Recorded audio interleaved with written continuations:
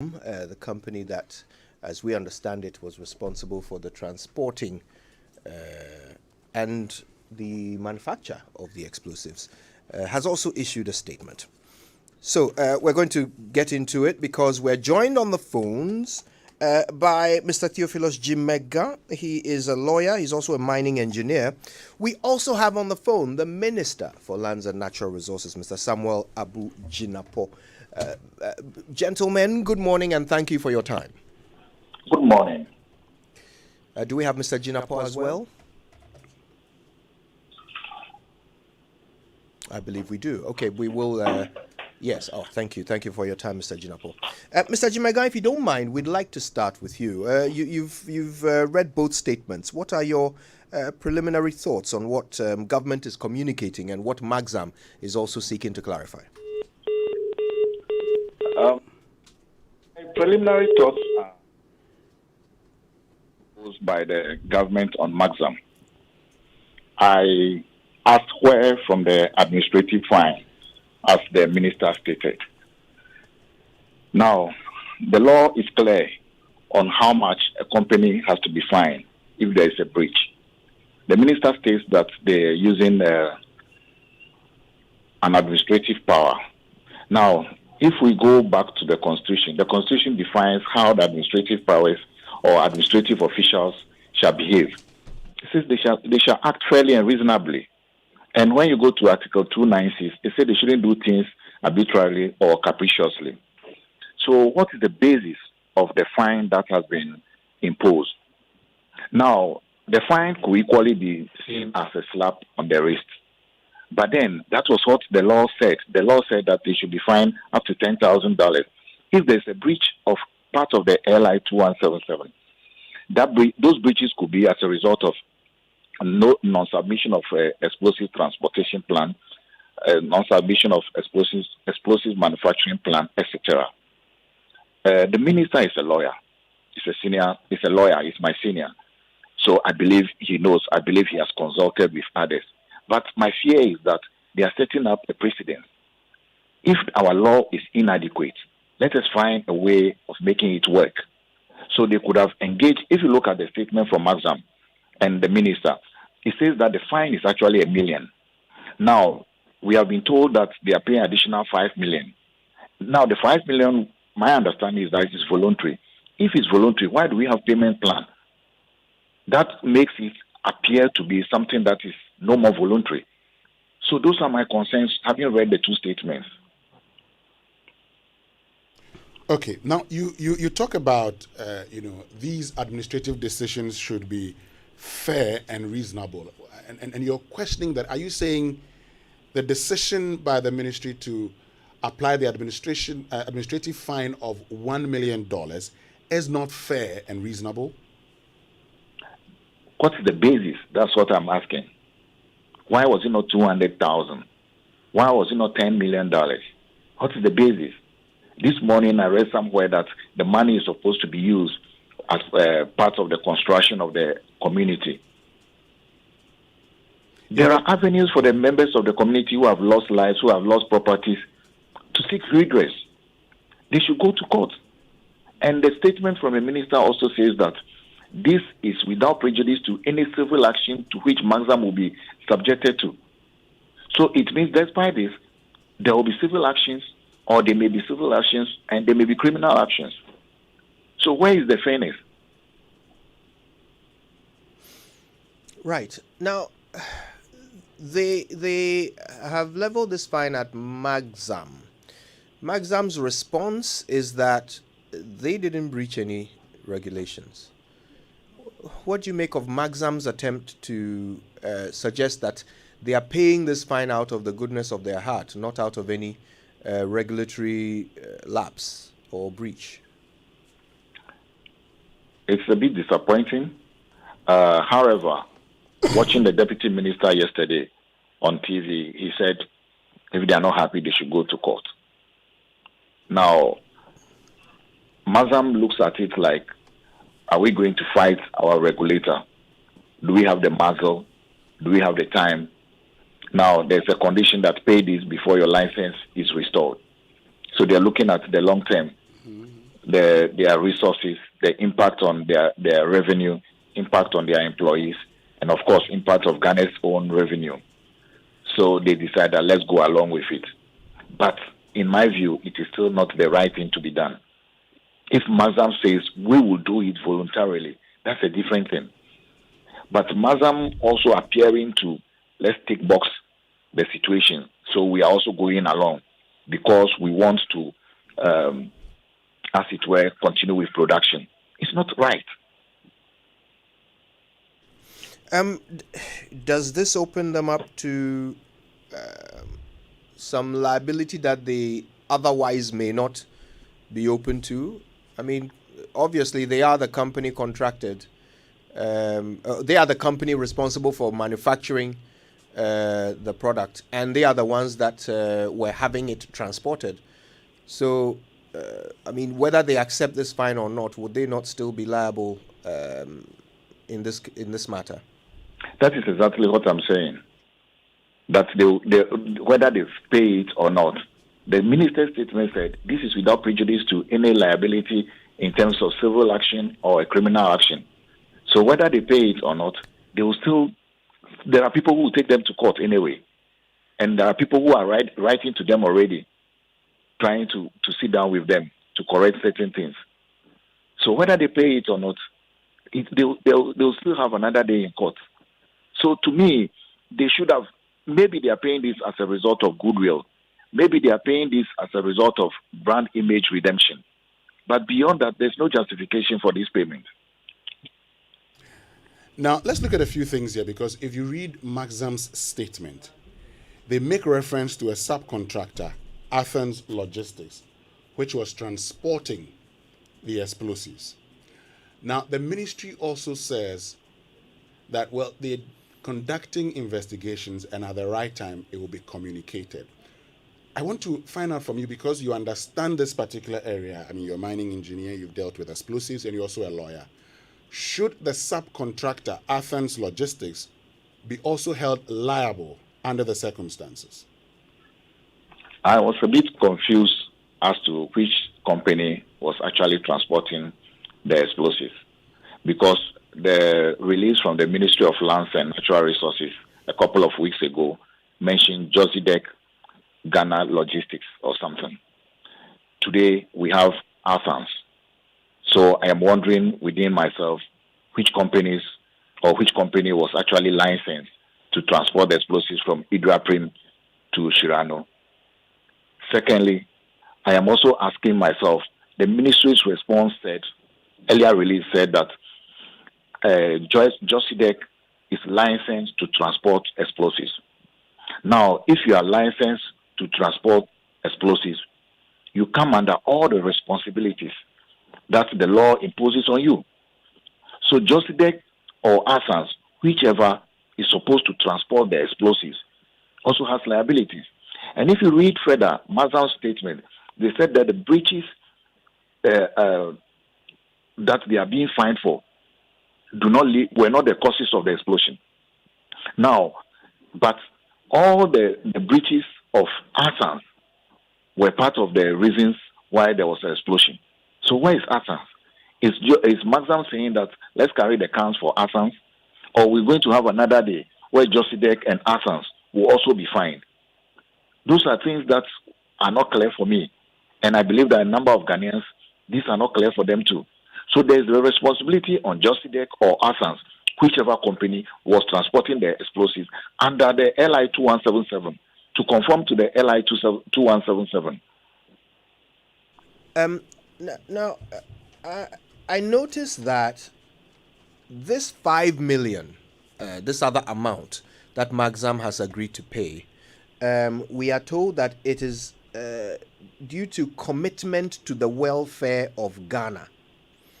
And this is being paid with a payment plan over about 18 months. It's been structured as such. I guess my question is, can Maxam not, are they not well within their rights to decide to make a contribution in light of what has happened? Just like government is calling for individuals and companies to contribute to the development of or redevelopment of Apieti, Are they not well within their rights to make such a donation if they so wish? Yes, as I said, they are within their remit to make donation. That is fine. The government can engage them to make the donation.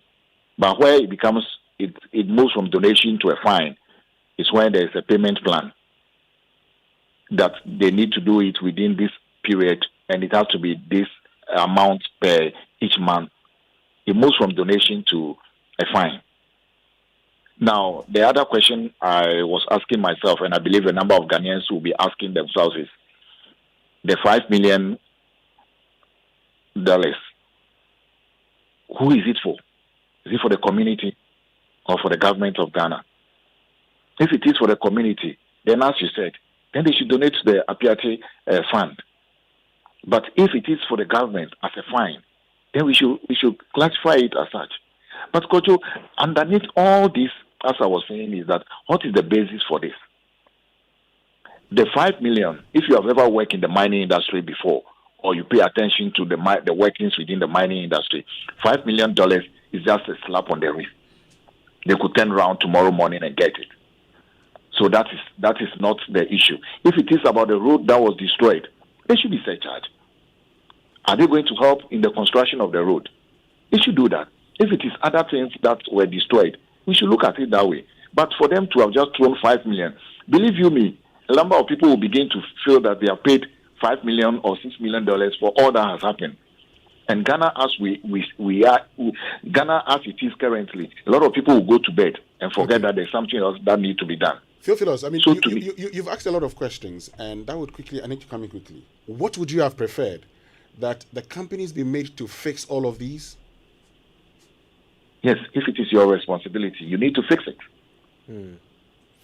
Now, this is not the first time that the ministry has fined a mining company. I believe there was an instance some years ago when Newmont, there was a platform that collapsed, and they were fined about $2.5 million. I think John Peter Amewu was the minister at the time.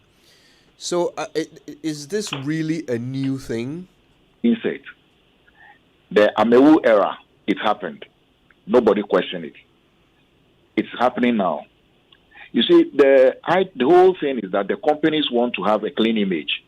That is why they go along and they pay the fine. Become the Minister for Lands and Natural Resources.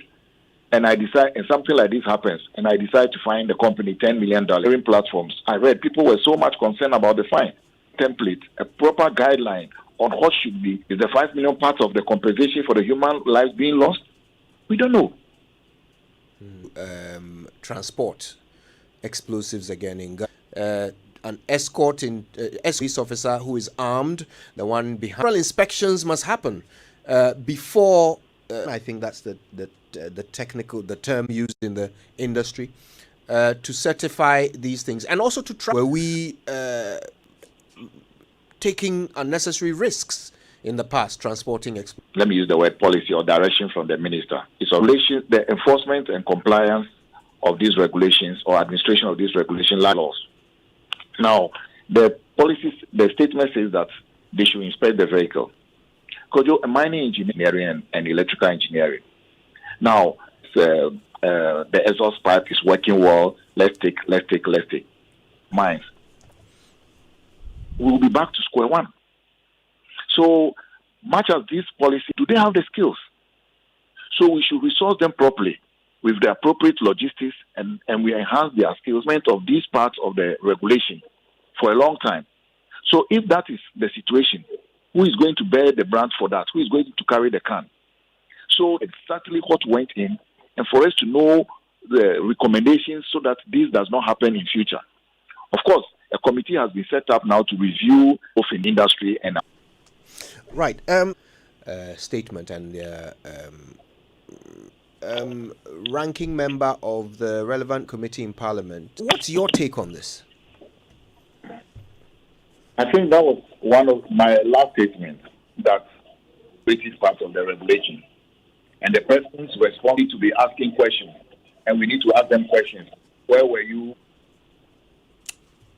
Okay, so let me just get this clarification. Now, in your view, are you saying that That's your view, one. Two, believe also. Yes, the fine is too small. But as it is now, that is what the law has. The law actually does not regulate us to fine the company $1 million. The law talks about $10,000 at the first instance and subsequent instances how much to be paid. The law does not say $1 million. And $1 million is still a slap on the wrist. That is why I believe that the company needs to engage more to say that, well, there's a shortfall, but do the one that you need to do to enhance your brand image. Mm. Now, currently, the fine regime has a maximum of something like 10,000 for most of the breaches. So would you say that the law itself needs to be redone or needs to be improved? Because if $1 million fine plus a 5 million CD indeterminate amount is not enough, then surely $10,000 is nowhere near enough. Definitely. I don't think the framers of the law envisage something like this will happen. Otherwise, they would have made provisions for it. So there's a gap in the law that ought to be reviewed to take care of situations like this in future. I think I want to say a very big thank you to you for your time with us this morning. Interesting thoughts shared there. Mr. Theophilus Jimega, lawyer and mining engineer. We appreciate your time. Pleasure, Kodu. Well, I think we will have a lot to discuss with the minister, who we will be speaking to when we come back from these messages. Provident Insurance welcomes you to a new year. Remember to insure your new car or renew your existing motor insurance from the 1st of January to the 31st of March. You can win free gifts such as fuel coupons and several other branded Provident souvenirs. Rush for insurance cover now. Terms and conditions apply. With Provident, man, you are covered. It's the second edition of the most exciting fun events to happen at any car showroom. It's the CFAO Open House Fun Fair. Come for an exciting weekend of fun at CFAO on 19th and 20th of February 2022.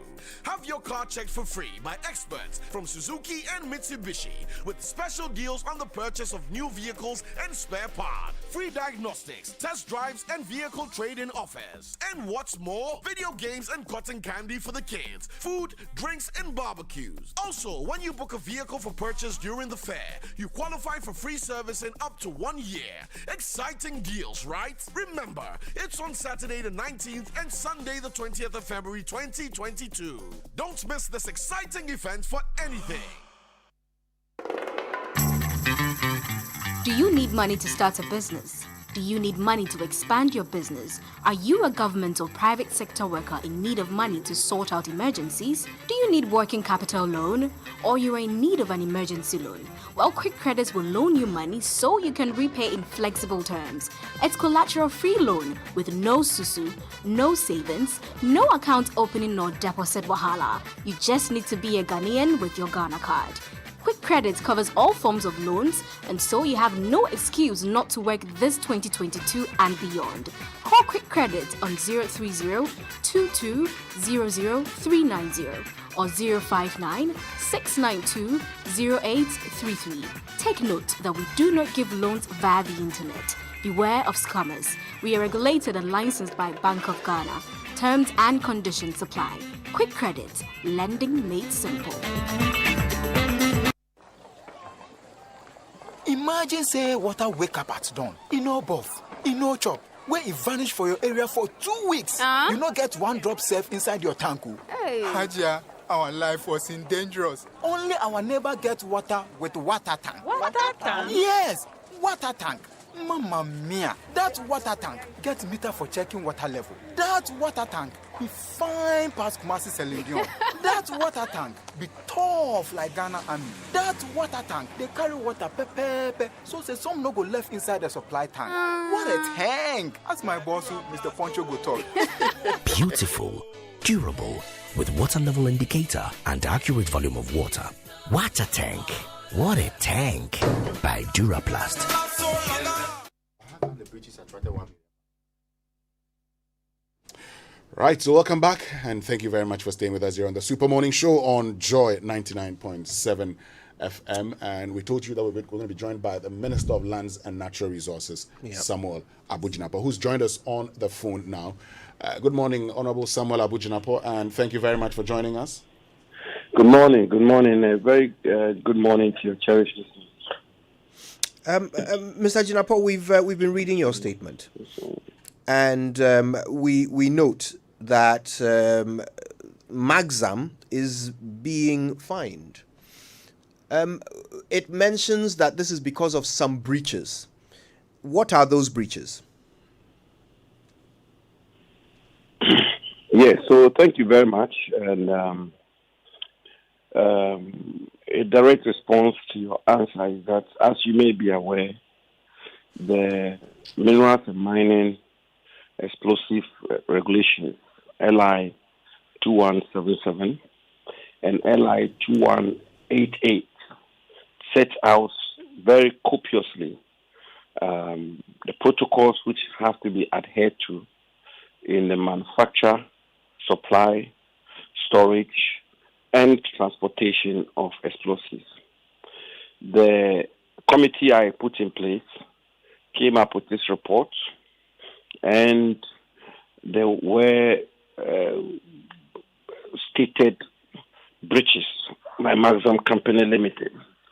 I have finished on the principle of natural justice.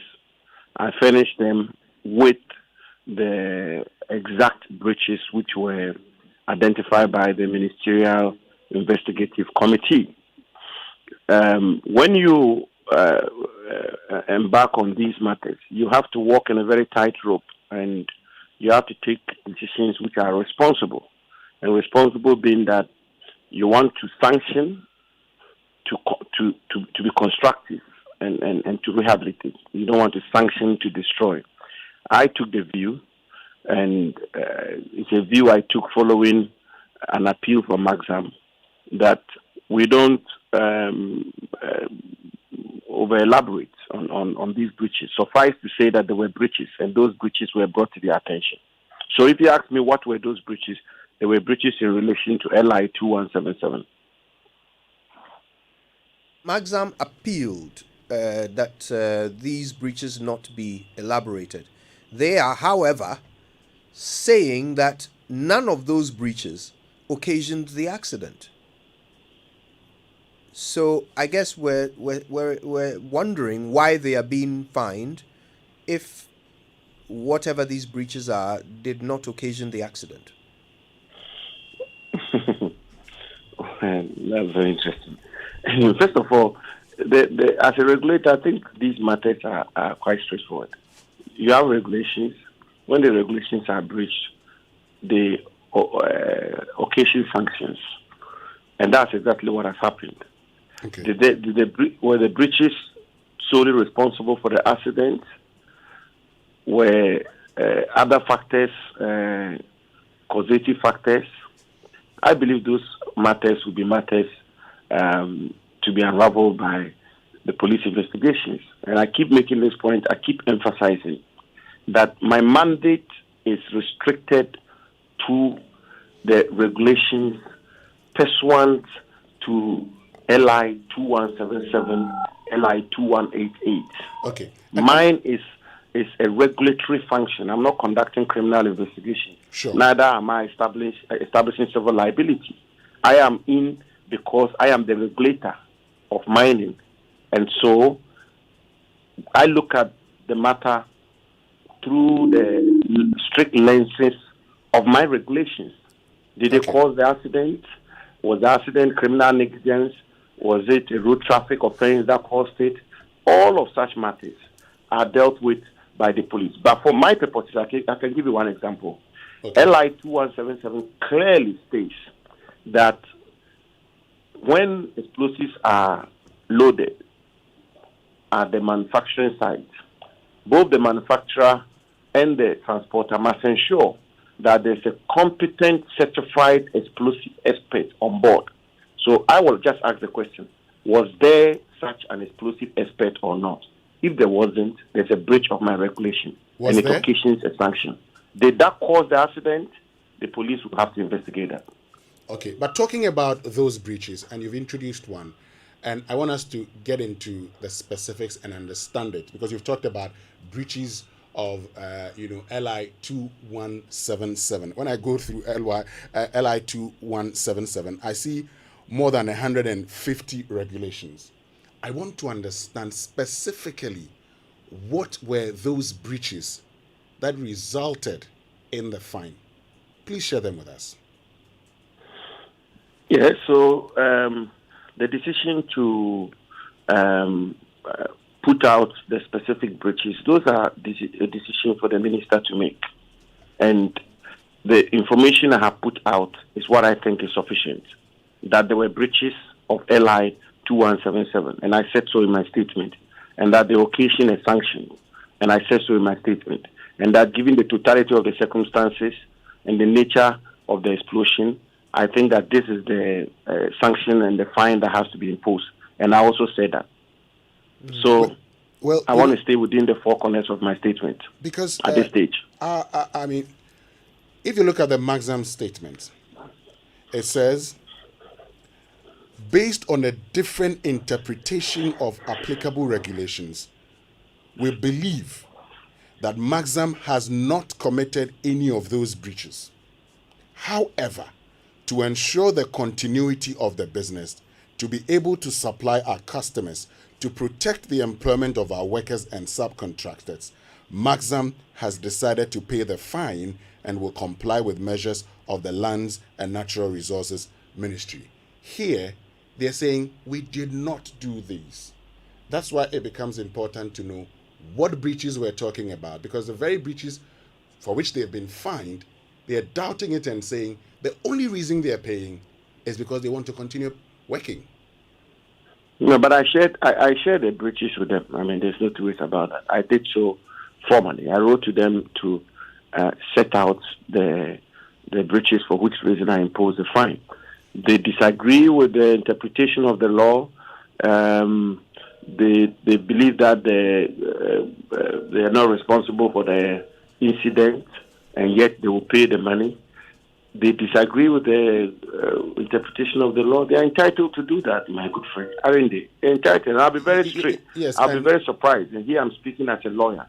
I'll be very surprised if they came out to say that we admit that we were involved in breaches and that the findings of the minister are findings that we have set. I'll be totally surprised if they said so.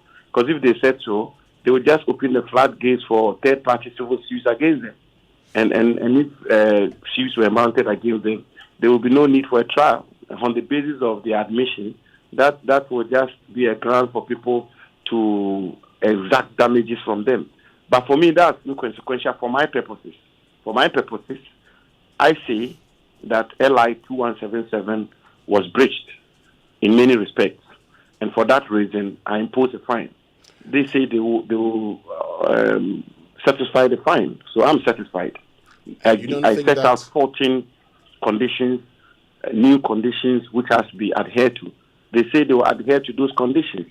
To that extent, I'm satisfied.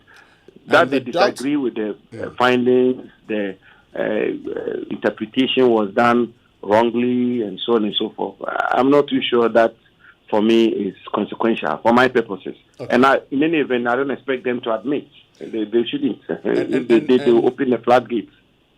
And for our purposes, as the general public whom you are serving, don't you think it's important for us to also know what specific breaches they engaged in, resulting in the fine that you have imposed on them? Well, you just brought that up, actually. I will examine your request. And if I come to the conclusion that it serves the public interest, why not? I'll share it with the public. But at every stage of conducting or executing your ministerial duties and responsibilities, you make judgment. And at the time I was issuing my statement, my conclusion was that it sufficed to indicate to the country that the regulation which regulates mining in our country was breached. And to that extent, sanctions have to be imposed. But if I examine the request you are making and I come to the conclusion that it would be useful to put the specific breaches out, why not? I'll do that. There's absolutely nothing untoward, and there's nothing to hide here. Mr. Jinapor, as you can imagine, the public expect that you act in their stead. And I'm doing just that. Yes, and yes, and I'm you're doing saying just that. that. Yes, and you're saying that you made a judgment call to withhold the details of the breaches on the request of the company that had committed the breaches. It sounds like you were serving the purpose of the company rather than the public. Several of them whom have died as a result of this accident. First of all, that's not what I said. Second of all, that conclusion is, with the greatest of respect, quite outrageous. How can I be serving the interests of the company? That's totally outrageous. You said that the company. You came to listen to me. You listen first. You ask the question. The company that is so ruffled by a fine of $6 million when the regulation stipulates $10 million US dollar, $10,000 US dollars. That cannot be me serving the interests of the company. I've been serving the interests of the Ghanaian people. That's always what I do. The point I make is that when you are making these decisions, you must make them constructively. So, as a minister, as a public servant, when you are taking decisions, you take decisions constructively. And perhaps let me let you into the nature of the industry. Mining companies cannot operate without explosives. That's the beginning. When they are not able to operate, it affects their production. And when their production dips, it occasions losses of revenue to the country. And when that happens, it affects everything about our development, our economy, schools, education, health, everything. So when you are in that position and you are taking decisions, you must be mindful not to impose sanctions which will destroy. My intention is not to destroy Maxam. That's not my intention. My intention is to sanction them, and even more importantly, to put in place measures which will forestall the recurrence of this incident, and which will also result in a better standard when it comes to health and safety in the mining industry. So the point I made to you is that in the course of the discussion, I came to the conclusion that to spell all the breaches out at this stage, I don't see the usefulness of it. And as I say, it's something that I'm happy to take a second look at. But what is important is that the regulatory regime, the law which regulates mining, has been breached. Okay. That the breach is A, B, C, D, and so on and so forth. I don't know. I'm yet to be persuaded how that help either the discourse or the measures we are taking. For me, the most important of the measures is that 1, the regulation was breached. 2, a sanction has been imposed. 3, the sanctions is reasonable. And finally, and even more importantly, sufficient measures have been put in place to reasonably forestall the recurrence of this incident. So in answering a question on breaches, for instance, you talked about in the manufacture there should be an explosive aspect. And I asked the question, was there? I didn't get that answer. You want to tell us, based on your investigations, what was the case? Come again. Take that again, please. So in your answer to a question about the breaches, for instance, you went into, for instance, in the manufacture of explosives and its transportation, there should be an explosives aspect.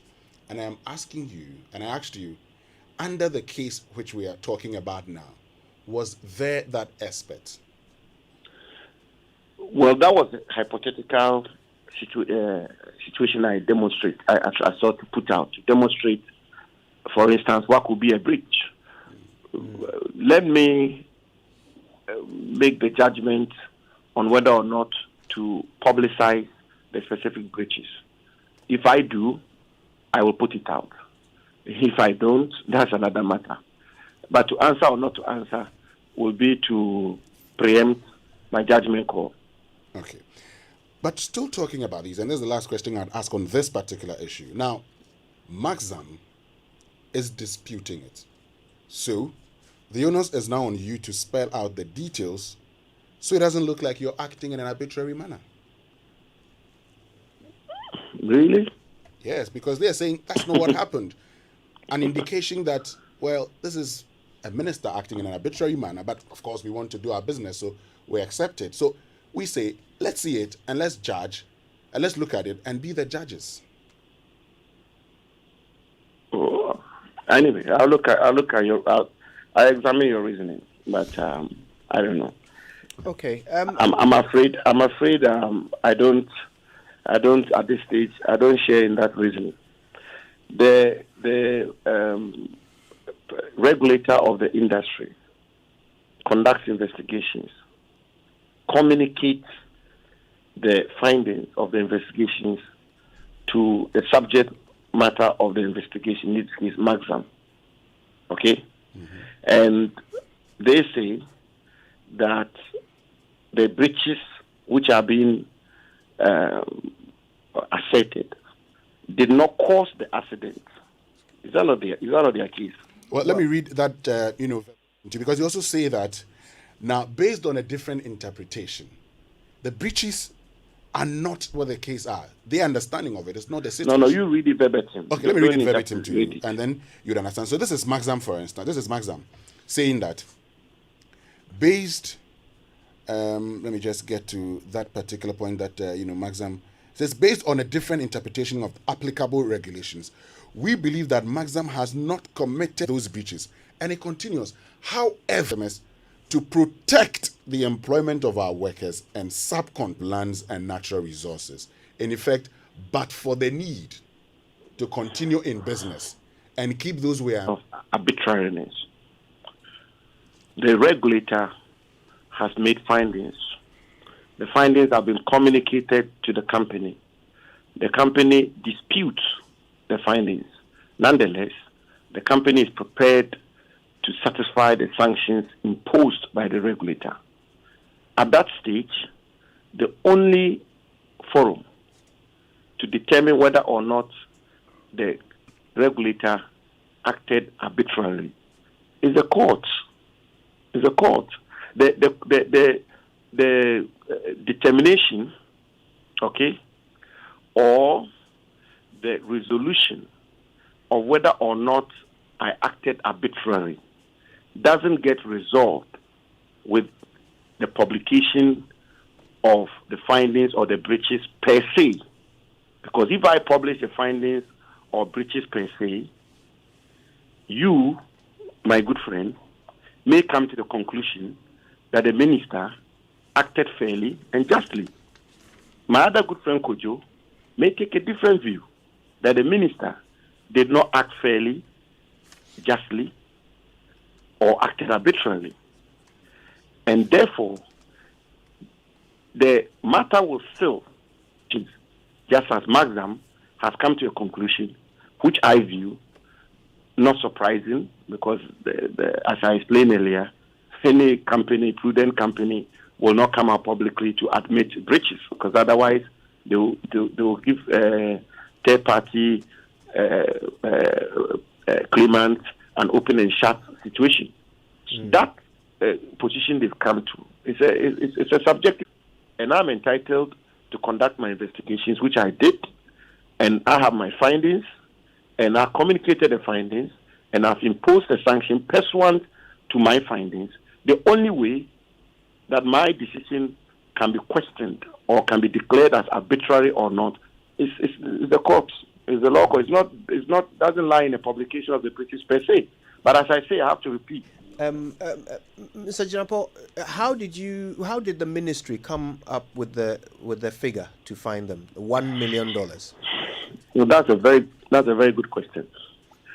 So, Kojo, what it is that LI 2177, and I'm sure you are familiar with it, gives penalties for breaches of the LI ranging from 600 Ghana cedis to $10,000 US. And therefore, we are going to impose $10,000 for a matter like this. So I took the trouble to examine international practice. And you will see that in the United States, for instance, the BP oil spill, which is the largest oil spill in history, the regulations relating to oil spills in the United States impose far less penalties than was actually imposed. I mean, I think they imposed almost hundreds of millions of US dollars when the regulations relating to the oil industry stipulated something very meager. Virginia is another example. And in that case, there was a mining explosion which killed 12 people. And there also, the regulations stipulate sanctions which are far less than the sanctions which were actually imposed. South Africa and several other jurisdictions, I think I had about 10 of them, 10 different examples across the world. And also, Section 100 of the Minerals and Mining Act 206, Act 703, vests the mandate in the Minister responsible for lands and natural resources as the general overseer of the mining sector, who gives policy to the Minerals Commission, and they are to adhere to it. And in other words, the minister is the chief regulator, if you want. I then took the view that given the nature of this matter and given the nature of these explosives and the factors leading to the explosion and the totality of the circumstances and this precedent that I've just spoken to you about, as well as the dictates of Act 703, this is a fair, just, and reasonable sanction which ought to be imposed, given it not to litigate on this matter, to pay the fine, and to adhere to the conditions we've imposed. So you've explained first of all that you felt that the provision, the fine has been either more or less than what the law provides, and so you based on that you felt that you would be justified to set a fine that falls outside the provision of the law. But you haven't explained to us. Sorry? No, not just that. I added also that as a minister, I'm the chief regulator of mining. Very good. Yes. So I also have regulatory powers. Yes, you did. But you haven't explained to us why $1 million US. Why that number in particular? Why not 2 million? But why not 500,000? Exactly. So why? How did you arrive at 1 million? Yes. So in those kinds of circumstances, as I say, you have to be constructive. You have to, and you have to take a decision which is as objective as it can be. And with the greatest of respect, it's not an exact science. It's not 1 + 1 is 2. In all modesty, if you allow me to say this. So you are having to make a judgment call, and therefore you have to take the circumstances into account. The explosion, the nature of it, like you rightly pointed out, the number of lives lost, the nature of the breaches, the nature of the administrative negligence, operational negligence, and all of that. You also have to take into account the circumstances of the company, financial statements, all of those things. And a thorough technical job was done by the people who are mandated by law and by our governance architecture, in this case, officials of my ministry. And recommendations were made before the fine was imposed. So it wasn't, if you want, arbitrary, it wasn't subjective. It was born out of an objective assessment of the situation. But you cannot be 100% right in this matter. I mean, somebody else would think that, look, this $1 million is just too meager. You should have imposed $10 million. Somebody will also say that how $1 million is just too much. Mr. Minister, you should have imposed $10,000. The jury is still out there. You talked about a number of factors that went into the decision, and including the number of lives lost. But I recall you also mentioned that these breaches may not necessarily have been the cause of the accident. So why would the number of lives lost be a consideration in determining how much to fine Magzam? It's not a consideration in relation to. So let me just make this point.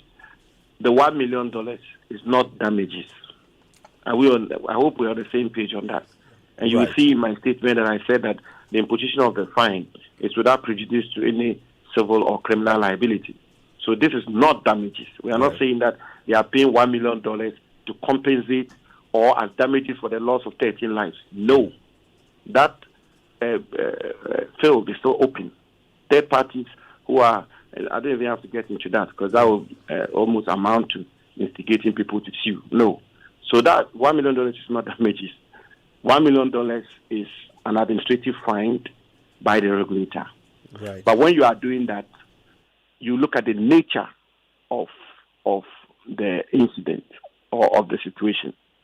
You are not suggesting to me that if Maxam breached a regulation which occasioned a spill of, say, ammonium on their premises and which occasioned a scar, somebody getting injured and getting a scar on his leg, you still will have to impose $6 million.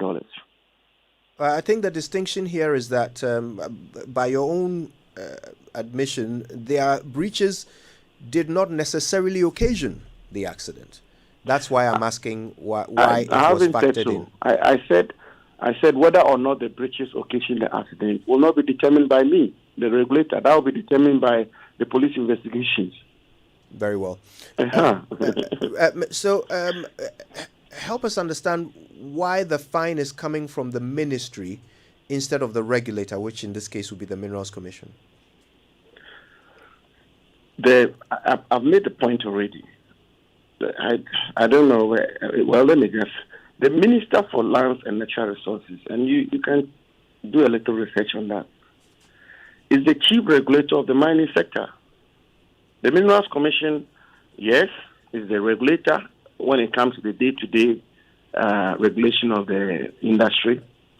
But in the way that our legal regime is structured, the Minister for Lands and Natural Resources is not detached from the regulatory mandate of the Minerals Commission. I mean, for example, there's a minister who grants licenses. There's a minister who grants leases. There's a minister who can cancel leases. There are so many approvals that in this case, it is the minister who grants those kinds of approvals. And of course, we don't have time to get into the jurisprudence, but it is rooted in the provision of the Constitution, which vests the mineral resources of our country in the president, and which the president delegates to the minister. And therefore, that minister is a different creature, different animal altogether, which makes him also a chief regulator of the sector. And so, when the Minerals Commission conducted their investigations and presented their report, I took the view, after reviewing their report, that an independent ministerial investigative body will be necessary for me to answer all the questions before me, and which is why I set up the Benjamin Ayi committee, and which is the committee's report that I'm acting on. I'm not acting on the basis of the Minerals Commission's report per se. I'm acting on the basis of the Ministerial Committee's report, which is why I have to impose the fine. Okay. So the law you make reference to, Section 100, subsection 2, says the minister shall obtain the advice and recommendation of the commission before exercising a power, discretion, or making a determination or agreement pursuant to this act and regulations made under this act. Did you seek the advice of the commission? Oh, certainly. Certainly. So what I'm interested in also is okay, first of all, let me ask this. Is the minister normally responsible for fines? Or is there something unique about this situation that made you decide that the minister should give the fine and not the commission? Normally is the Minerals Commission that imposes fines. But this is not a situation I concluded as normal. Sorry, can you say that? This situation is extraordinary. It's an extraordinary situation, which is why when the incident happened, the first instinctive course of action was for the Minerals Commission to conduct investigations as a regulator, and I said so. And they presented their report. And following that, I felt that an independent ministerial committee should conduct investigations. And if I wanted to let the matter rest with the Minerals Commission, I would have asked them to proceed and give effect to their report, and they would have taken the consequential steps. But I didn't. And I took the view that given the complexity of this matter and the nature of it, it is the public interest is better served if we have an interministerial committee, a ministerial committee conduct investigations. And they did and presented a report. It will be totally irreligious for the minister to put together a committee presents its report, and I send the report to the Minerals Commission to take further steps. No, I have to act on the report because the committee is my committee. If the matters had ended at the level of the Minerals Commission's investigations, they would have taken the consequential steps. In this case, it's an extraordinary situation, and I took extraordinary measures. Okay. Now, in your statement, you talked about the company also agreeing to pay an additional $5 million. The company also talks about its commitment to Ghana, having decided to pay $5 million. In total, $6 million. What will these funds be used for? Those are public funds. For? Those are public funds. My duty ends there. When the Minerals Commission or EPA or Petroleum Commission or GMPC or any other agency of government imposes fines and the fines are paid, what happens? It becomes revenue, becomes public funds, IGF, internal generated funds. I don't decide how those monies are spent. You imposed a fine of $1 million, and which the company says it would pay, and based on another agreement, which the company says because of its commitment to Ghana and the communities, it is paying $5 million. Are you saying, as we speak, we do not know how we are going to spend, particularly the $5 million, which is because of the committee, the company's commitment to Ghana and also the community? You are almost sounding like the spokesperson of the company because of the commitment to Ghana and all those are semantics. Those are all public relations language. The most important thing is that the company has agreed with government to pay $5 million to the government of Ghana. So it falls within the same public funds, the same government money, the same state money. Yeah, it's our money, the Ghanaian people's money. But the company here says, giving our commitment to Ghana and its welfare, Maxam has agreed to the payment of an additional $5 million United States dollars or its CD equivalent. Welfare. To who? In here, you said to who? Has agreed to pay. To who? Tell me, because that is not here. I said we have agreed to pay. Yeah, so the agreement was for them to pay to government, and Good. they pay to government. And would government use this as to reconstruct Apiati? Well, that is premature. That government will have to take that decision. Okay. Today rest with me. So why is Maxam paying this $5 million? What's the agreement they've come to with government? Why $5 million on top of the fine? No, I'm having to repeat myself again. Anyway, so my point, I've just been explaining to you that the nature of in accord with the public interest, because always remember that we serve at the behest of the public, and whatever decision I am having to take is very much like I should put myself in a situation. If every Ghanaian was in my situation, what would be the Ghanaian's judgment? So if I went and said they should pay $10,000 or $20,000, will that be a reasonable sanction by a Ghanaian minister? Will that be a reasonable judgment for a Ghanaian minister to make? So the $1 million was imposed as a fine. And don't forget that the imposition of fines has all kinds of implications, has all kinds of consequences. And I'm not about to get into that here.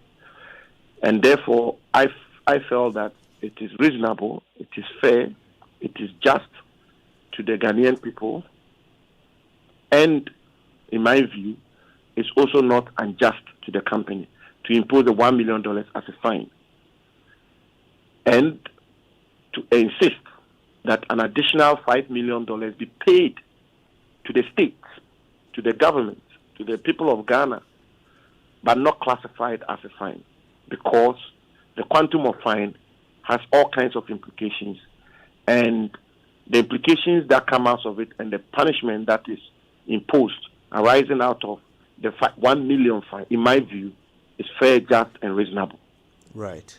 So the 5 million is not a fine. What is it? No, it's not is it a a fine. donation? What is it? It's not a donation. What is it? It's a demand for payment. It's a demand of payment of an amount of money. On what basis? That's what we're trying to get at. What's the basis for this demand? If you're not fining the company, on what basis are you demanding payment from them? On what basis is the minister demanding payment from them? If it's not a fine. Oh, well, but the minister is a regulator, and when you are imposing sanctions, so you ask yourself, on what basis am I imposing the 14 conditions on them? You ask yourself the question. On what basis am I imposing the 14 conditions on them? I'm not sure what that has to do with the 5 million. Yes, I'm saying to you that as a minister who is the chief regulator of the sector, you have the mandate to sanction a company and sanction a player in the industry in all manner of ways: fine, demand of payment of an amount, imposition of conditions, suspension of their license, rearrangement of their operations. I find it a bit. Okay, so I just if want. I may finish, I find it a bit perplexing that there can be the suggestion that on what basis do you demand this payment and not a fine? It's a discretionary power as a regulator, and the regulator exercises the discretion in the manner that he deems reasonable, fair, just, and perhaps, I mean, you take all kinds of things into account, and you take decisions which serve the public good and which also safeguard the interests of the industry, which is a very important industry of our country. Okay, so I mean, obviously, the people on whose behalf you are exercising this power, they have a right to understand what went into it. That's why we're asking these questions. Absolutely, yeah. I appreciate that. So yeah, that's why we're seeking to understand. Yes, you now say that it was a discretionary demand that you made using your discretion as minister. But what is the reason for it? Why is it that you are making this demand of the company, and why is it 5 million? Kojo, first of all, I think we should have arranged this interview in studio to have had a better opportunity to get into these matters. And of course, it's because I appreciate that the people have a right to ask questions and the right to know and be appraised of the discharge of our ministerial duties. That's why I've been on the line with you for almost 30 minutes. Otherwise, I wouldn't. Yes. Secondly, the work of decisions of regulators are always discretionary in many respects, unless in cases where the discretion is expressly ousted. But here it is not. So these discretionary decisions that you've made, and I'm just curious, since there's an Apiati fund, a fund for the community, government has indicated it wants to rebuild the community. Why are we not having discussions about how this 5 million is going to help in rebuilding the community? I've said to you that is premature, and that is not a decision for me to make. And in any event, in the manner that we have structured our response, the Appeative Support Fund is hopefully expected to raise sufficient funds to reconstruct the community. And this suggestion you are making may even become moot if, for instance, tomorrow next, the fund is able to raise sufficient funds to reconstruct the community. But if he didn't, the question as to how to treat this money is not a question for me to. It's not a matter for me to determine. When monies are paid into government accounts and funds, it's not the minister to determine that the money should be used to do this or to do that. It's the government through the Ministry of Finance. So that's why I say that is totally premature. I have done my work as a regulator. I've conducted my investigations. I've made my findings. I've imposed a fine. I've made a demand for further payment. That's where my mandate ends. How the money is used, how it's handled, all of those things must be in accord with the public financial management system of our country. How would you advise it is used? How will I advise that the money is used? Yes, that money is used. Well, let me leave it in the bosom of the government as a collective. But you see, it's important I point this out to you. Mm-hmm. And again, we all have to be a little bit careful how we proceed. And process and due process is always very important. And you don't treat matters in isolation. When monies are exacted into the public exchequer, there are laws, there are regulations, there are procedures by which they are dealt with. And on top of my head, this obviously becomes an internally generated fund. And I'm not too sure that the minister's advice or opinion will count that much here. So I wouldn't want to prefer one. And it should be prejudicial. This becomes most important, let us all contribute into the piety support fund. Exactly. So well, this becomes an IGF for the Ministry of Lands and Natural Resources. There will be, the laws would have a cap on it. We'll get back to this later, but I just want to, since you say you'll make time and we'll have an extensive conversation, let me just take you to, your statement. It makes reference to Josidek and Athens as part of investigations. Maxam makes reference to Athens as transporting the explosives. What will happen to these two firms? We will get to that in a not too distant future. Engaging in breaches. As we have done with this matter, we will deal with it with the utmost transparency and integrity, just as we do with all matters. And that will mean whatever action or decisions we take will be fully communicated to the country. And I said so in my statement. Right. Mr. Jinapo, you mentioned earlier that there were two reports before you. The Minerals Commission conducted their own investigation, but you found it necessary to have your own ministerial committee also look into the matter, and that you didn't consider the Minerals Commission's investigation per se in the outcomes. Final question to you is this. Your committee, was the Minerals Commission a subject of their investigation as well?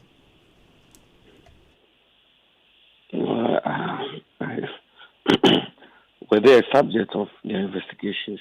They were to investigate the incident. And to that extent, I want to believe that, not so much I want to believe, they were to investigate the incident. And investigating an incident like this will definitely involve examining the conduct of officials who are the responsibility of regulating this sector. So I'm not too sure if I can say the Minerals Commission as a commission was a subject matter of the investigations. No, I can't say that. But in investigating the incident, certainly officials of the Minerals Commission and their omissions or commissions will come up for examination. And it did. It did come up for examination. And what were the findings? As I said in my statement, we need to approach these matters methodically and do so responsibly, Kojo. We always have to remember that whatever decisions we take, these are not decisions which are to be taken lightly, and they have consequences. So if I was to respond to your question right now, to say that an official or 2 or 3 of the Minerals Commission did this, which I think is wrong, or did this, which was not wrong, that would be very prejudicial in terms of the decisions I will have to take as a minister. And these decisions must be taken through a thorough process. You must be sure that you are taking the right decisions because they have enormous implications. So I'm sorry, that I wouldn't tell you exactly what the report says in respect of Minerals Commission officials or anything of the sort. What I can say is to repeat what I said in my statement, that in the case of Justice Deck, in the case of Anthem, in the case of officials of the Minerals Commission and related officials, those matters have been reviewed, and when decisions are taken, they'll be communicated to the country, just as we've done in the case of this particular company. And it will be done with the utmost transparency and integrity. Can be rest assured of that. I want to thank you very much for your time. You spent quite a lot of it with us this morning. We appreciate it very much. Thank you. Yeah. And that is Mr. Samuel Abujinapo. He is the Minister for Lands and Natural Resources. We'd love to hear your thoughts on what he shared with us and also what you heard from our resource person earlier. All of that when we come back from these messages.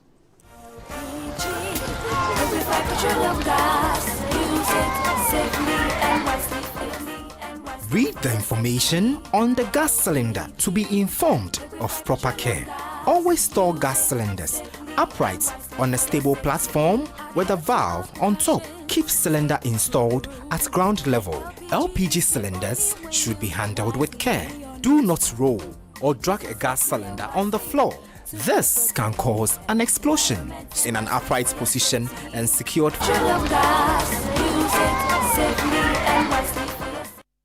Crowd, say, see, dear, open excuse. So, pointing on your channel, Tiano, and Nuna Abai Edisi, ye Jomuha, fee, on your current cry. Proper Kayo, Satas, let's me your money. Thing in life.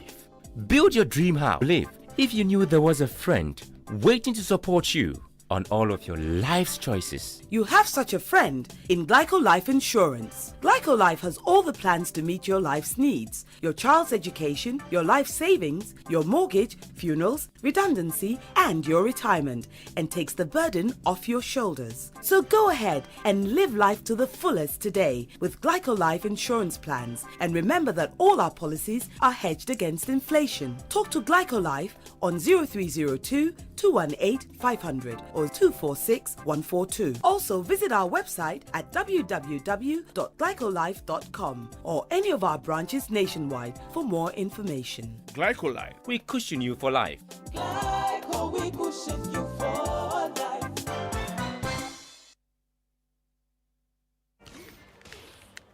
Charlie, you know say DSTV they do something give you anytime you upgrade your DSTV package. From DSTV family to compact, DSTV go carry you go compact plus straight. It means say more series, more movies, more fun. Wow! Bro, so upgrading from compact to compact plus they mean say you go get a step up straight to premium. That be front row seat for your favorite football teams live. Bro, make you sign me up. Make you step up to the next level on us. Upgrade your current DSTV package and we go step you up to the next highest package at no extra cost. DSTV, it's your moment. Ghana Cocoa Board, Ghana Tourism Authority and partners present the National Chocolate Week 2022. There'll be a full week of exciting activities to celebrate the growth and consumption of the quality of Ghana's chocolate industry. On Tuesday, the 8th of February, live performances from Kofi Kinata, Kwabena and other exciting acts. The Chocolate City runs from the 8th to the 14th of February and plays host to some amazing events, from a poetry night on Wednesday to an old school night and cook-off competition between various vocational schools on Thursday, through to the live band night on Friday. We take things up a notch on Saturday with the Chocolate City Family Day Out and a DJ-led evening rave in Accra and Kumasi. On Sunday the 13th, it'll be the health talk on the nutritional benefits of cocoa. On Monday the 14th, we close the curtain with a final concert. Join in the National Chocolate Week from the 4th to the 14th of February 2022 and make sure that you visit the Chocolate City in Accra at Ghana. Mr. Bossman, with all these computers, servers, and electronic equipment, I know they see one cable for the floor cry. Charlie, you be right too. We dey use raised access floors from interface, so all the cables they hide under the raised access floors. So this be the solution to the plenty cables where they my computer room for office. Accountant, call interface now. If you're involved in new property development, renovation, or decoration, the right place for you is Interface Limited. Call us on 0274 999999 or visit our website at www.interfacelimited.net. Facebook, Interface Limited GH. Instagram, interface.limited. I don't understand. You go understand. Watch me. I go sell this NASCO TV at a higher price again. So this expensive Samsung fridge, where them tear the price top come down drastically like that, you know? Don't you know what is going on? This February, electrical quality home electrical appliances come for your Samsung, Toshiba, NASCO, and media products. Electroland Ghana Limited will be on the Sprintex Road from the 10th to the 13th of February. Adjacent Bank of Ghana near the Flower Pot, 8 a.m. to 6 p.m. each day. Yes, it's a massive discount bazaar. Up to 80% discount off. EGL is clearing out its stock. These electronic and home appliances are a mixture of brand new, slightly used, scratch, showroom display, and dented. So make it a date. Terms and conditions apply. Coffee in your cup. Enjoy on the set. The Super 99.7 FM. You are the treasure I've been waiting for. Do you know how much I really need you? I dey pray for the day when I can finally kiss you. You know, say every day I dey pray for you. Oh, in my heart today is a permanent place. Coffee in your cup. That's why my heart is a beat like the Super Morning Show is always the best.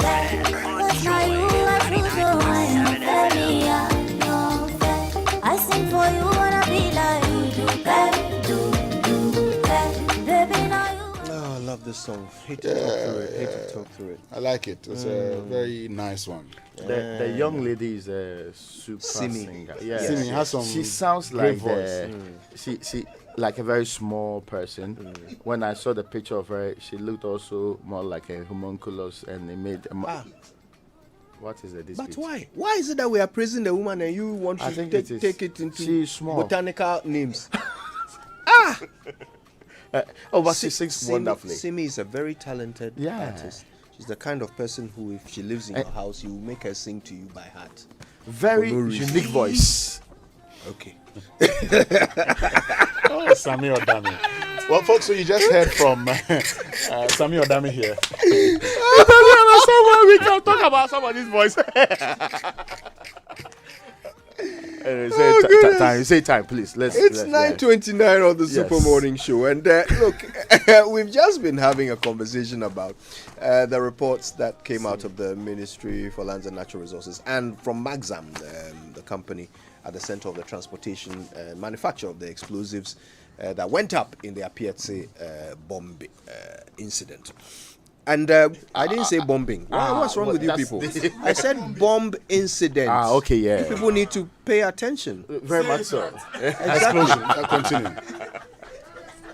I said the explosives. Listen. Let's take the opportunity to do a language lesson here. Brilliant. You must always avoid using the same word twice in a sentence or variations of the same word twice in a sentence. So since I had used the word explosives, it was important that I don't say explosion. If I say explosives that were involved in the explosion, it's poor language. So I had to find another way of saying explosion. And what I said was bomb incident, which is grammatically correct. It's factually accurate. Are we together? Simply put, I didn't say bombing. I said bomb incident.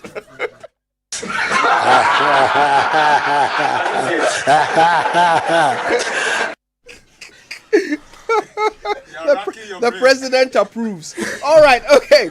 Let's get to it. And we've heard from the Minister for Lands and Natural Resources, Mr. Abu Jinapo. He talked to us about a number of things. We wanted to know what the specific breaches were that Magzam was being fined for, and he said that for several reasons, including the fact that Magzam had appealed to the ministry not to share the details, including that reason. He had made a decision not to share the specific breaches. But he is happy to reconsider that position, and he may decide to share the specific breaches in the future. But even though those breaches, whether or not those breaches directly contributed to the explosion, he still thinks that it is justified that they be fined.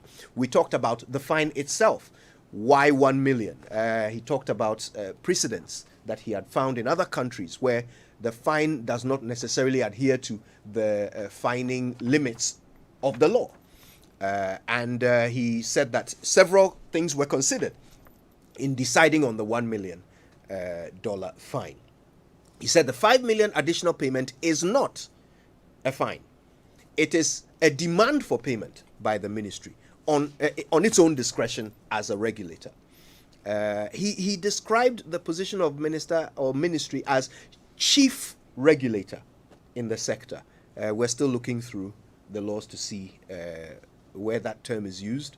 But he said that in that capacity, he made this discretionary demand for payment on Magzam. We talked about what will be done with the money. He said that money is internally generated funds that is going to be used as government sees fit. We pushed, but we didn't get anything beyond that. And he also said that we will be learning in the future the decisions he's going to make about the findings against the two, about the two subsidiaries that were mentioned, or the two subcontractors that were mentioned, and also the Minerals Commission itself, that we will be hearing in the future what his decisions are on those. Before that, though, we spoke to mining expert and lawyer Theophilus Jumegan, who actually questioned why the $1 million fine. He wanted to know reasons why we're doing that. He also said that he believes that the company Magzam should be made to fix the roads and reconstruct Apiate. And so basically, those were his concerns. He also talked about the fact that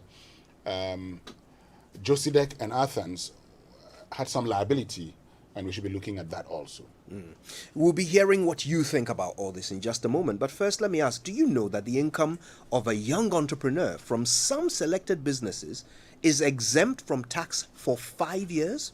Well, any young entrepreneur engaged in manufacturing, information and communication technology, agro-processing, energy production, waste processing, tourism and creative arts, horticulture and medicinal plants does not need to pay income tax on these activities for their first 5 years of operation. A young entrepreneur engaged in business that enjoys an initial 5-year concession benefits from the following applicable tax rates for an additional 5 years. In Accra and Tema, 15%. In other regional capitals outside the 3 northern regions, 12.5%. Outside other regional capitals, 10%. The 3 regions of the north, 5%. And for further clarification and information, you can contact your nearest GRA office. That's the Ghana Revenue Authority giving us this information. Integrity, fairness, and service. Well, insure your car and get free fuel. Your preferred bank, Societe Generale Ghana, is offering free fuel of up to 500 Ghana cedis to all our cherished customers who purchase comprehensive insurance with the bank's Sound Drive insurance product throughout this year 2022. Enjoy extra mileage with up to 500 Ghana cedis free fuel as you fully protect your vehicle. Get a comprehensive insurance with SG Ghana's Sound Drive product and keep driving. Visit any of SG Ghana's 40 network branches today or call our contact center on 0302-214-214 for more information. Remember, this offer runs throughout the year. The Sound Drive product is underwritten by Allianz Insurance Company Limited. Societe Generale Ghana, the future is you. Now, we know that life is go, go, go, and that's hard to make time, and that it's hard, to make time for the things that really count. So, we won't let banking get in your way. That's a message from our dear friends at ABSA. With ABSA's digital channels, you can bank when, where, and how you want, so you can focus on what or who is important to you. Banking has never been easier. Transfer funds into your savings account, pay your old school union dues and your DSTV subscription, and many more with the click of your phone. Get things done simply with ABSA's digital channels. That's Africanacity, that's ABSA. Terms and conditions apply. Go to absa.com.gh for further details. And having a generator these days is no longer luxury, but like a credible insurance cover for homes, offices, factories, hospitals, supermarket, hotels, and so on. In securing such a backup for your operations, you cannot leave it in the hands of just anybody. Okay? Now, this is why you have G&J Technical Services Limited. With over 28 years experience in Ghana, no one understands and can serve you better than we do. We do not only deal in quality gensets, we also provide superior after-sales support. So for your standby backup, for your standby generators, gensets, talk to us at G&J Technical Services Limited. We are the generator people, and our generators are efficient, reliable, durable, and backed up by 24/7 after-sales support. Contact us on 0244170212 or 0202222218. In Accra, we are located on the Kolebu Road, and in Kumasi, Edum near the stadium. G&J Technical Services, the generator experts. Okay, we'd love to hear from you, but first, Ray, you sat patiently through those conversations. Thoughts? More questions than answers. For example, there's no clarity as to exactly when somebody's disputing the things you say I have done. The onus is on you, and I mean, of course, you can say that a court will be a perfect place to deal with it, but you chose to answer to these questions in the open. The more you leave certain questions unanswered, it creates the impression on one side that is that you're hiding something or you're unprepared for it. This question about exactly what breaches you're talking about, it's a fairly simple thing. Breaches are in the law. You can quote us sections where the breaches were done without necessarily even spelling them out. So we are all clear that we're on the same plane. So the presumption is not that, well, you are just doing anything because this is a company that you can tell what to do and they want to continue doing business in this country. We support government being tough on businesses, especially when they have done things wrong. But government ought to justify these decisions so that we are all on the same page, so that we can also explain to people, like what we sit here, we have to explain to people that these are the reasons why we took these decisions. The other point is the justification for the quantum that we have imposed on them, being the fine or the additional amount of money. I found the justification for the additional amount of money even more problematic. So we know they are fines. The second one, we don't know the name, but it's still the amount of money that they are paying. Minister clarifies the point that they are not damages, but we still don't know what we call them. So we demanded extra payment for exactly what? Especially when the minister brings in a point, 1 or 2 points about, there have been deaths involved. But you said that, no, you're not dealing with the criminal or civil liabilities yet. So exactly what are we asking them to pay the extra money for? Then the icing on all of this, the most confusing part, is the part to do with what the money will be used for. It appeared more like we didn't have that answer, or we have not thought about it, or we plainly are just thinking, especially when we are, on one hand, asking every Ghanaian to bring money so that we put it into a fund for reconstruction. We have done that. We have a committee of engineers and other people already on the ground assessing how we do the reconstruction. So that means we need money. We are not clear how the committee is going to be funded. So some of these loopholes would have helped us better appreciate what's happening. Or maybe when the other probes are done, we'll get better answers. Okay, listen, call us. We'd love to hear your thoughts on all of this.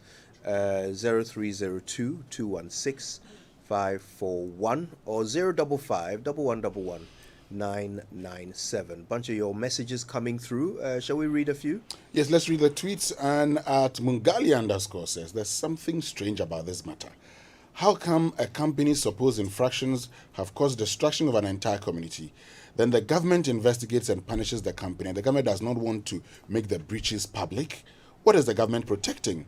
And Ada Prince Amin says, I am not a lawyer, but I was expecting prosecution of some individuals for at least manslaughter. Or is that yet to happen? Otherwise, is the state simply selling the lost life for $6 million? Well, he says that could happen. Luma Jail says, is the minister or any other committee justified to impose levies and fines on any individual and company without the court system that has that power? This appears to be some gentleman's agreement to cover up the inefficiency of both Maxam and the regulatory authority. Now, at the illegal luminary says, it is curious that a minister of mine lands and natural resource, can exercise his discretion, which is even regulated by law, to declare any disaster as extraordinary under his own hand and by his own authority. The minister is not a disaster management authority or a commission to arrive at that. And at GH Cut V says, is he saying the money would end up in the public purse and the victims will never benefit? At Emery's 20 says, why is the Minister of Lands and Natural Resources struggling to say the exact breaches of Maxam? Things aren't straight. And at Eddie Queno says, I can smell rat here. The minister's refusal to explain how the $5 million donation from the company will be used is very disturbing and suspicious indeed. There has to be total transparency and accountability in this regard. You add the hashtag JoySMS. Thanks for those. Keep them coming. We'll read even more. Let's take some calls now. Kole Klote is where we start. Peter, good morning. Good morning, Kojo. How are you? Not bad at all. Thank you for calling us. God bless you so much. Bless you too. Let me say good morning to Mafia Demitia of Smith. God bless you so much. Kojo, you asked the minister a very simple and a very nice question. And that is where my interest is. That what are they going to use that money for? And the minister was dancing around that question as if he doesn't have answer to that. I just did some analysis. If, let's say, if they are going to build a self-contained or two-bedroom self-contained with 1,005 unit houses, that is going to be 45 million Ghana cedis. And the 6 million that the minister has said he has collected into the government says, when I did the analysis, to date rate is 6.40. That amounts to 38401793.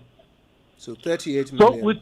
So with a little top up, we can be able to build 1,005 two-bedroom self-contained each for 1,005 unit houses. So if they are be able to retrieve this money, or not retrieve, if the minister is able to push for this money and the company has agreed to pay, I believe in President Akufo-Addo, I believe in MPP government. They should use the money as such. Because this thing I've just done, if they are going to use it as I've done right now, they are going to get 1,005 unit houses for those people. Right. So I think the minister, that question is simple and straightforward. He could have answered it simple. So, Kojo, thank you so very much for the good work you are doing for Ghana. Thank you, Peter. God bless you. Let's go to Achimota. Hi, Mauli. Good morning. Do we have Mauli on the line? Yes, I'm on the line, please. Good morning, Mauli. How are you? Good morning. I'm fine. Good. Yeah. I want to contribute to the program. Sure, go ahead. All right. I want the minister to just come again, because sometimes when we listen to them, we can make our own decision in terms of the kind of explanation that they give to some of the questions that you ask them. And this is the reason why sometimes when they are demanding levies and money from us, we don't want. It is just like you give money to your wife for housekeeping, and whenever you come to the house, you will not find food on table. You will not find the necessary things that supposed to be the benefit of the money. So when your wife is still asking for more, sometimes you feel bad to give, and that is the problem that we are facing now. May God bless us. Thank you. God bless you, Mauli. Our dear William from Gumua Budubrum is on the line. William, how are you? Good morning, Kojo. How are you too? I'm fine, thank you. Not bad at all. Number one, what you did this morning, I beg you don't do it again, okay? Oh, what did I do? In your attempt to analyze the sextuplet public-private partnership for parking to pay who and Devin, you made me feel a profit. That wasn't me. That was our road Anyway, minister. that was a nice way to start the morning laughing. Thank you very much. With this issue of Apiase, take my word. Today is what? February 9th, Wednesday. We'll come back here months later to come and start to discuss the misapplication and misappropriation and miss everything about this money. Take my word for it. I wish you good morning, my brother. God bless you, William. Tema is our next stop. Hi, Claude. Yeah, good morning, Kojo. Thanks for calling us. Yes. Kojo, you know, the law as to how much compensation if there's such mining damage should be paid. I heard you say $10,000 or something. Yeah, that's the maximum fine for a breach of of the regulations, the mining regulations around explosives. So if the minister or the team that did the investigation have managed to get $6 million, I don't know, I'm not a lawyer, but I know a little, maybe plea bargaining. If they go in for plea bargaining, that will accept maybe liability to some extent, then don't tell the details. Maybe that was in the agreement. But my other issue is it only Maxam that is liable? Because Maxam manufactures the explosives. The one who transports it, I think it's a different group. So I don't think the 6 million, if it's only Maxam, then there's a shortfall somewhere. Thank you very much. Thank you, Claude. Jonathan is on the line. Hi, Jonathan. Hi, Kojo. How's Adabraka today? Yeah, Adabraka is fine. Good. Very good weather today. We thank God. Okay. So, Kojo, yes, what I want to contribute, I like the questions you were asking the minister, especially on the 5 million, what it was. Our government should not make any mistake to jeopardize the civil rights of the people of Apiache.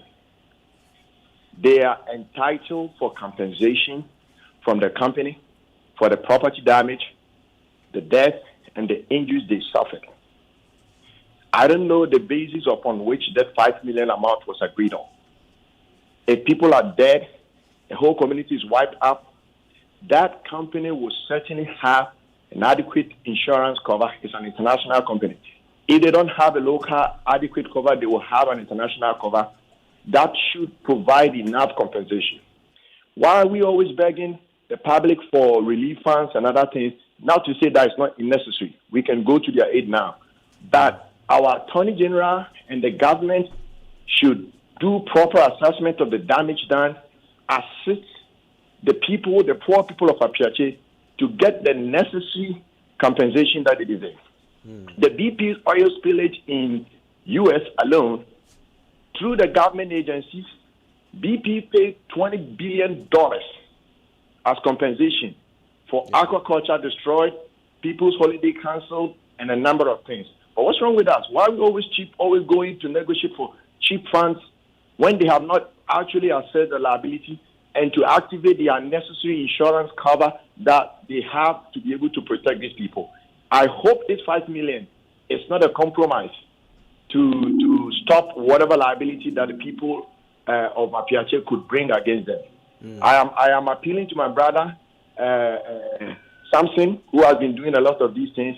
The community need the support of our lawyers to get proper compensation for them.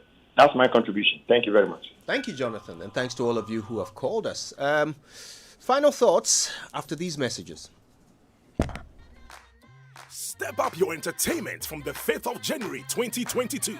Already on GoTV Value? Then upgrade to GoTV Plus to watch GoTV Max. Or if you're on GoTV Plus, upgrade to GoTV Max to enjoy GoTV Super. Don't wait. Reconnect and step up your GoTV package today via the My GoTV app. Remember, we upgrade you to the next higher package for free.